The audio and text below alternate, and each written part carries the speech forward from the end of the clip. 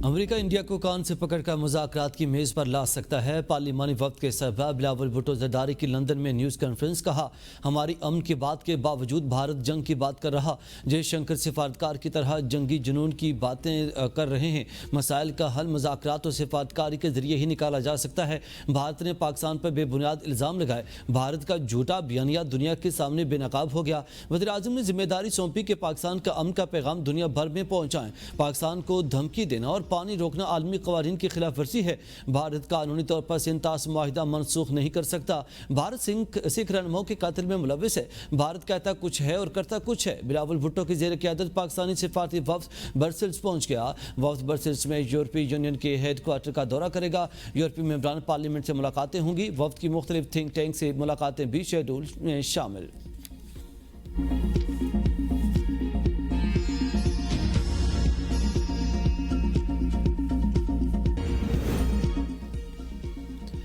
وزیراعظم شہباز شریف آج متحدہ عرب امارات کا سرکاری دورہ کریں گے۔ ترجمان دفتر خارجہ کے مطابق وزیراعظم متحدہ عرب امارات کے صدر اور ابوظہبی کے حکمران شیخ محمد بن زاید سے ملاقات کریں گے۔ پاک یو اے قیادت کی ملاقاتوں میں باہمی دلچسپی کے امور کے ساتھ علاقائی اور عالمی امور پر بھی تبادلہ خیال ہوگا۔ وزیراعظم کے وفد میں نائب وزیراعظم، وفاقی وزراء اور دیگر سینئر حکام شامل ہوں گے۔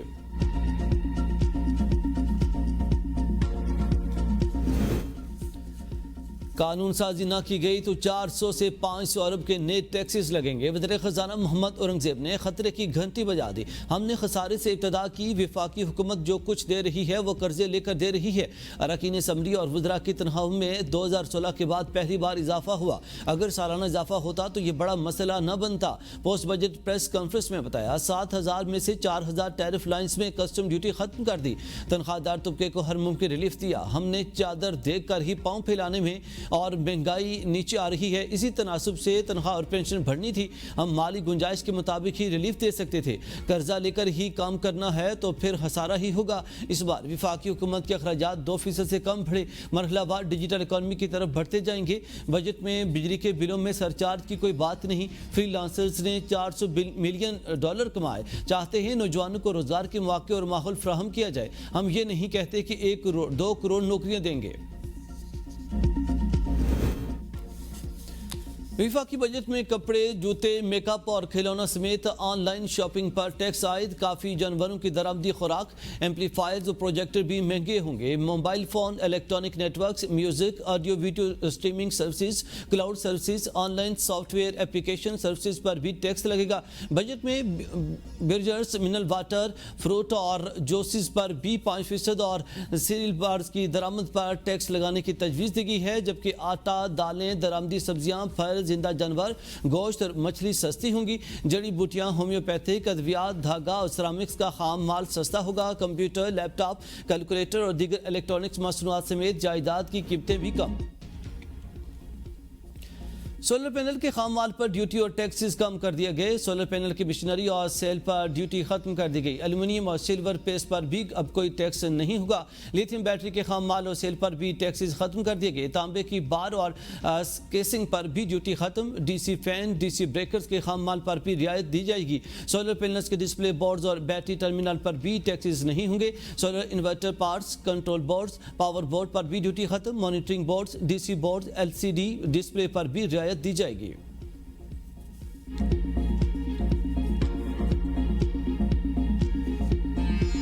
ہم آن لائن شاپنگ کر رہے ہیں، اس پہ الگ سے ٹیکس ہے۔ ہم کپڑے خریدنے کے بجائے پہلے اس کو دیکھتے ہیں کہ اس پہ ٹریول کتنا بن رہا ہے، اس کا ڈیلیوری چارجز کتنے بن رہے ہیں۔ آن لائن پہ یہ تھا کہ اپنا چیز جو ان سی تھی وہ بازار سے رعایت میں مل جاتی تھی اور اچھی بھی مل جاتی تھی۔ اب انہوں نے اس پر بھی ٹیکس لگا دیا ہے۔ ایک بندہ پہلے سے مرا ہے، اس کو جتنا مرضی مارو۔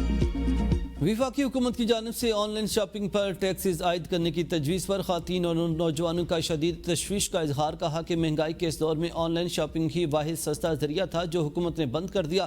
پہلے ہی ہر چیز مہنگی ہو چکی ہے اور اب ہر شعبے پر ٹیکسز لگا کر عوام کی مشکلات بڑھا دی گئی۔ On line shopping per taxes سے متوسط طبقے کی قوت خرید مزید متاثر ہوگی۔ خواتین اور نوجوانوں کا حکومت سے فیصلے پر نظر ثانی کا مطالبہ۔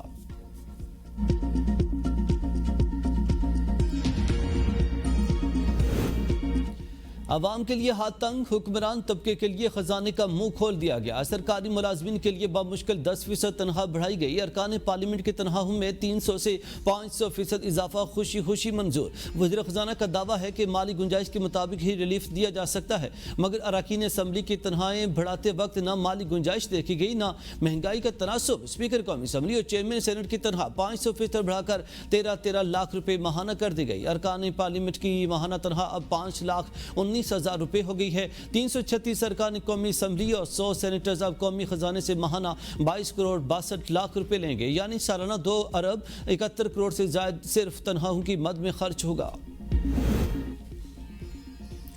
تنخواہ دار طبقے پر انکم ٹیکس میں کمی، 50,000 روپے یا اس سے کم ماہانہ آمدن پر کوئی انکم ٹیکس نہیں لگے گا۔ 50,000 سے 1 لاکھ روپے کے درمیان آمدن والوں پر ٹیکسز 1,500 روپے ماہانہ سے کم کر کے صرف 300 روپے کر دیے گئے۔ 1.5 لاکھ روپے ماہانہ آمدن والوں کے لیے انکم ٹیکس 10,000 سے کم کر کے 6,000 روپے ماہانہ کر دیا گیا۔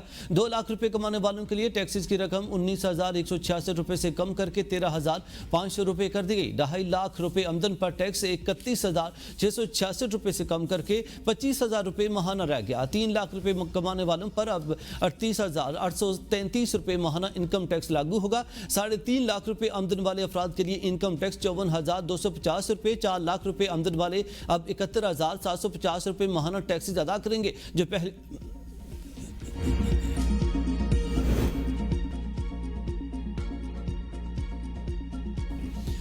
پاک بھارت جنگ میں پاکستان کی برتری دنیا بھر میں ثابت ہوئی۔ وزیر اطلاعات عطا اللہ تارڑ کہتے ہیں کہ قوم مفاد پاکستان کے پیچھے کھڑی رہے، ریاست مخالف بیانیہ ناکام ہوا۔ اب وقت آ گیا ہے کہ معیشت پر اسی یکجہتی کا مظاہرہ کیا جائے۔ پاک بھارت جنگ میں پاکستان کی برتری دنیا بھر میں ثابت ہوئی، قوم مفاد پاکستان کے پیچھے کھڑی ہے، ریاست مخالف بیانیہ ناکام ہوا۔ نان فائلر گاڑی نہیں خرید سکے گا، بینک سے قرض نہیں ملے گا۔ گزشتہ 4 بجٹ میں تنخواہ دار طبقے کو اتنا ریلیف نہیں دیا گیا۔